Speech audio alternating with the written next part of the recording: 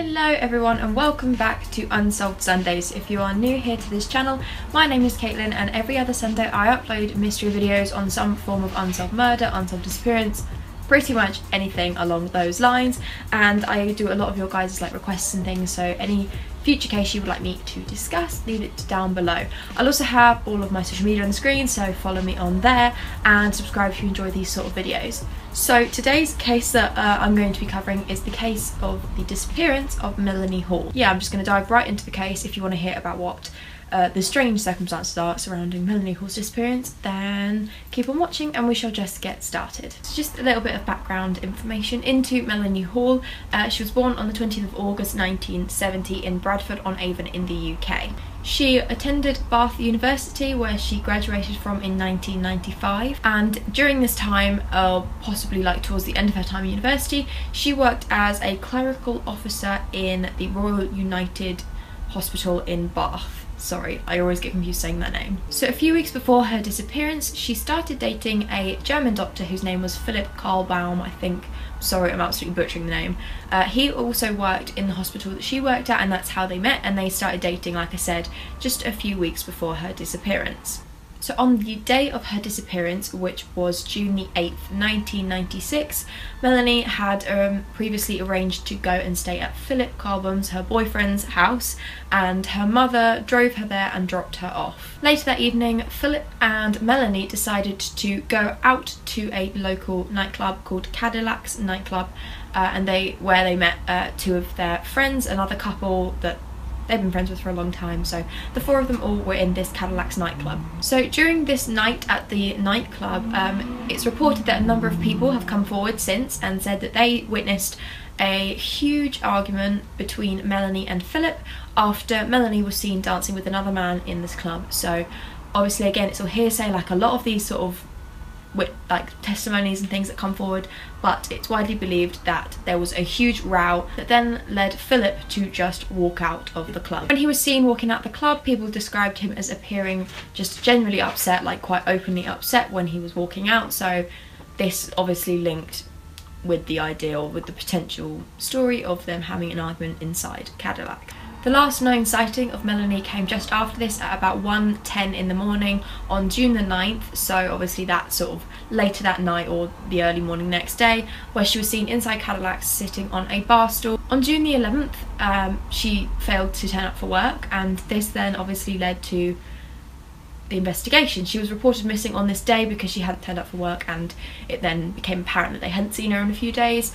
It was kind of a bit of a red flag at first that Philip hadn't asked where she was, but because it then came out that they'd had this big argument, people understood that they had a couple of days where they didn't speak, because that's kind of what happens after arguments, so they obviously just let each other chill for a bit before they came into contact. So once she was declared as officially missing, a number of searches were conducted by the Avon and Somerset police, just in hopes of finding any idea of where she'd gone, because like I said, the last known sighting of her was in this club, so there was no indication whatsoever where she'd gone after this, if she'd met anyone, anything like that. So they just hoped to find even just the slightest remote bit of evidence. Over the course of those coming weeks, or those following weeks, they interviewed thousands, hundreds of thousands of people who were in the club or nearby. Basically, if you imagine the busiest night out you've ever been on, they had to interview all those people because they may have unintentionally, unknowingly seen something without realising that she was missing, something like that. So the amount of people they had to interview was insane, but obviously loads of potential witnesses that they couldn't ignore. In addition to those just people on the night out that they had to interview, they also had to interview all the taxi drivers that were on call in that area the entire night, just in case any of them picked her up, or even them as people themselves were suspects. Two of BBC shows, Crime Watch and Crime Stoppers, also made an appeal in hopes of finding any new information on her whereabouts, and there was a huge reward offered. It was £10,000 reward for anyone who could offer any new information as to where she was, in hopes that someone was out that night and saw her and didn't realise, hadn't heard of the case, they'd fallen through the cracks of the investigation, and that they'd see her face and realise that they'd seen something. So they'd hoped getting it out on TV would help any new leads come forward. However, despite all these attempts, including the TV shows, appearances, no hint of Melanie was found whatsoever. So in 2003, 2 men were arrested on suspicion of having something to do with the disappearance of Melanie. However, they were released quite soon after their arrest, because after the investigators actually started investigating, like searching nearby areas around Bath, they found absolutely no leads or links to them with Melanie's disappearance whatsoever, so they had to just drop that, which obviously does happen a lot in cases. So those suspects were dropped. And then a year after that, in 2004, the case had officially gone cold, and Melanie was then officially pronounced as dead on November 17th in 2004. So still, through those years, absolutely no evidence whatsoever. They had no idea what they were doing with this case. There was no sign of her whatsoever, which is absolutely mind-blowing to me, that someone could just go disappearing on such a busy place on a busy night. No trace of her whatsoever. I just think that's absolutely heartbreaking. However, then a couple of years later, on October the 5th, 2009, a huge discovery was made that ultimately changed the case from a disappearance investigation to a murder investigation. So I'm sorry if I look down at this point, I just want to make sure I get all the names of everything right.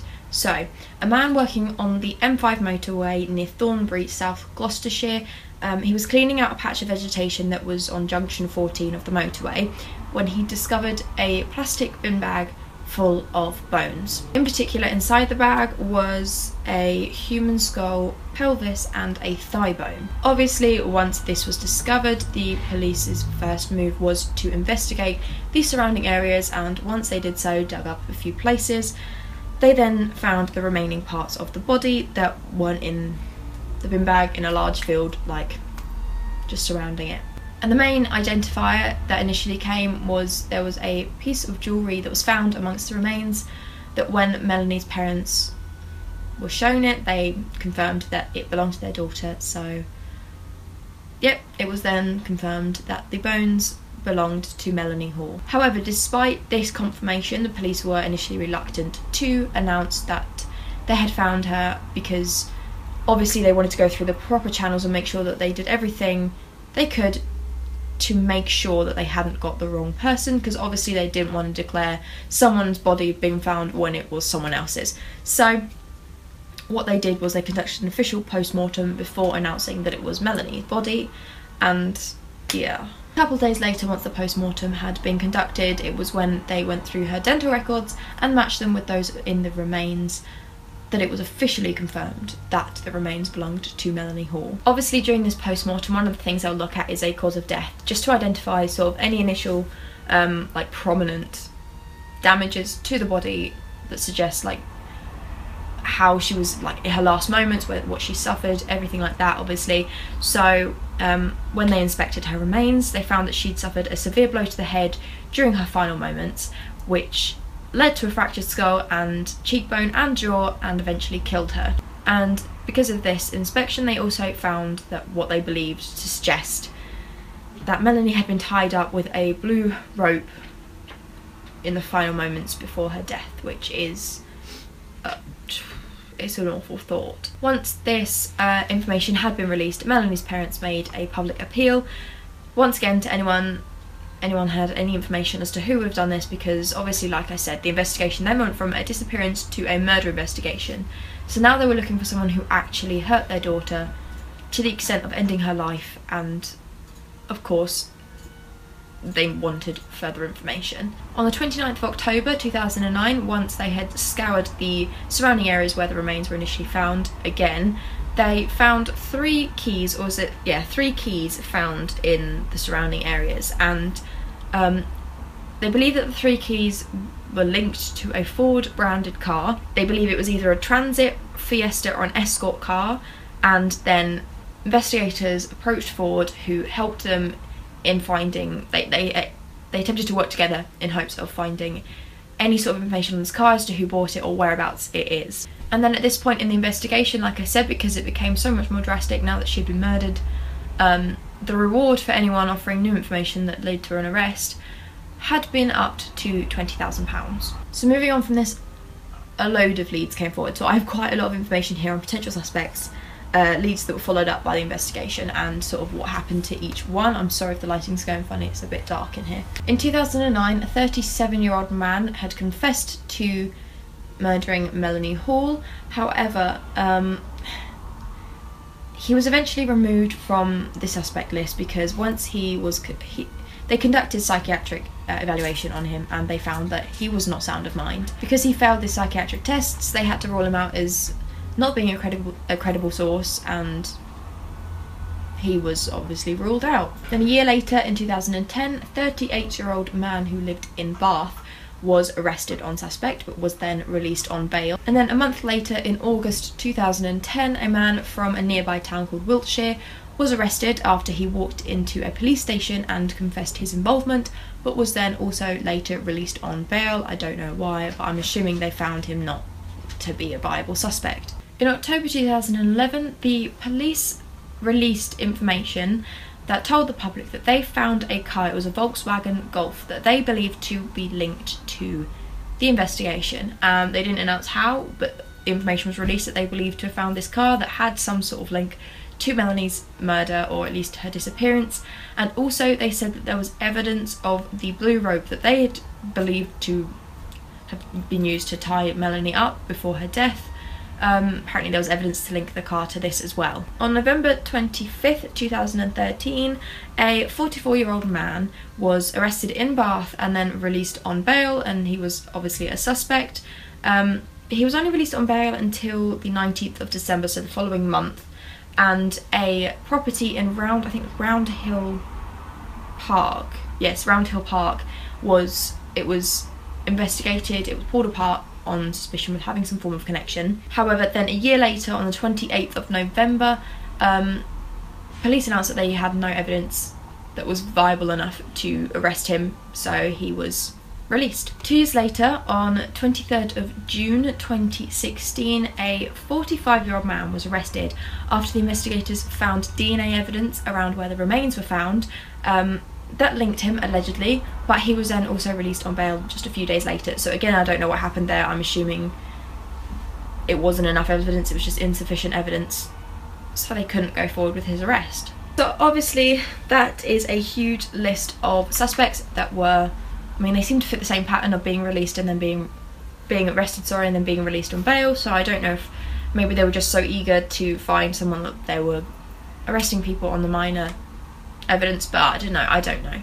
But one of the biggest theories that surround this case is that the police have said openly, or the investigators said, that they aren't going to, or they didn't plan on ruling out any links to other murder cases that happened around the same time, because they're not obviously going to assume it wasn't someone who'd already murdered someone or a serial killer or something like that. So the main one that is theorised is people aren't wanting to rule out any links between the murder of Melanie Hall and the murder of Susie Lamplough, I'm so sorry, I don't know how to pronounce it, and also the person who was known as the Batman rapist in Bath. So I won't go into details about these particular cases, as I'm focusing this video purely on Melanie Hall's case, but like I said, if you want to go and investigate these potential links that are theorised, then feel free to do that yourself. I'll leave some good sources, if I can find some, down below on any potential theories, but like I said, that is kind of, people think those two could be linked. So aside from each of these individual suspects, I mean, of which there aren't many details as to why each one was arrested, like what made them suspects, the main theory that surrounds this case is people assume that it is most likely, it's not unheard of, that she probably met someone in the club, in Cadillacs, or just outside, because she was most likely drunk and had an argument with her boyfriend.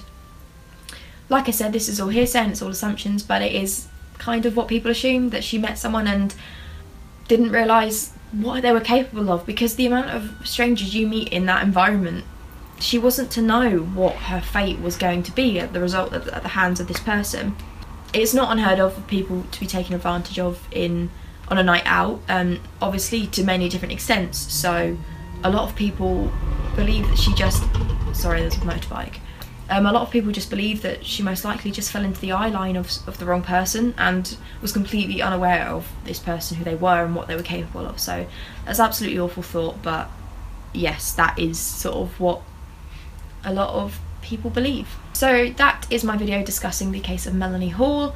Let me know what you think down below. I don't know how I feel about this one because there isn't a lot of evidence, and it's really hard to say with full support like that I have one solid opinion, but I do think the idea of her meeting someone in the nightclub is most likely correct. I mean, what else is there to believe? So yes, let me know what you think down below. Also, if there are any other cases you would like me to discuss, and I will see you guys on Wednesday for another video. Thanks so much for watching. Bye.